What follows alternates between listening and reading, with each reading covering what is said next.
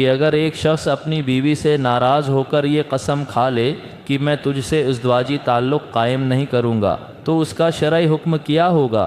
तो उसे शरई इस्तिलाह में एला कहा जाता है। शायद आपने पहले ये नाम सुना हो। अल्लाह ताली ने कुरान अज़ीम में बयान फरमाया कि अल्लाह के वो लोग अपनी बीवियों से अलग हो जाते हैं, यूलूना, एला कर लेते हैं अपनी बीवियों से, तो उनके पास 4 महीने की मोहलत है था।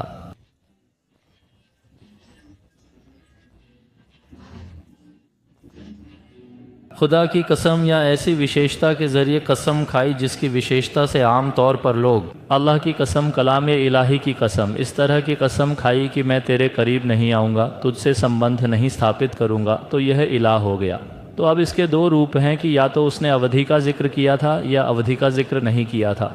दोनों स्थितियों में वो साजिश से साथ, अगर उसने 4 महीने, अल्लाह ताला ने यहाँ 4 महीने की मोहलत दी है, अगर 4 महीने के अंदर अगर उसने दाम्पत्य संबंध कायम कर लिया तो इस पर ये कसम टूट गई, फिर उस पर कसम का कफ़ारा है।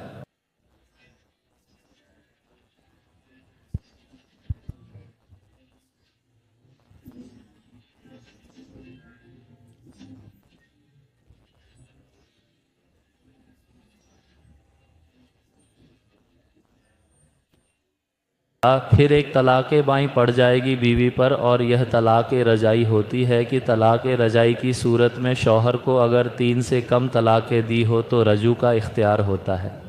शौहर इतना कह दे कि मैं रजू करता हूँ तो यह अब भी उसकी बीवी है, और पहले अगर 1 या 2 तलाक़ें दे दी हैं तो वो तो वाक़ई हो गई है। अब शौहर के पास अगर पहले 1 दी थी तो अब 2 का अख्तियार रह गया, पहले 2 दे दी थी तो अब 1 का अख्तियार रह जाएगा। लेकिन ये तलाक़ी बाएँ जो है उसमें रुजुआ का अख्तियार नहीं होता, फ़ौरिया निकाह से निकल जाएगी, ऐसे तलाक़ बाईं कहते हैं। तो अगर किसी ने कसम खा ली तो 4 महीने की उसके पास मोहलत है, 4 महीने में आज़दाबाजी ताल्लुक़ कायम कर लिया तो तलाक़ नहीं होगी बल्कि कसम टूट गई। कसम का कफ़ारा दे दे, मामला ख़त्म हो जाएगा। लेकिन अगर ताल्लुक़ कायम नहीं किया तो 1 तलाक़ बाईं पड़ जाएगी।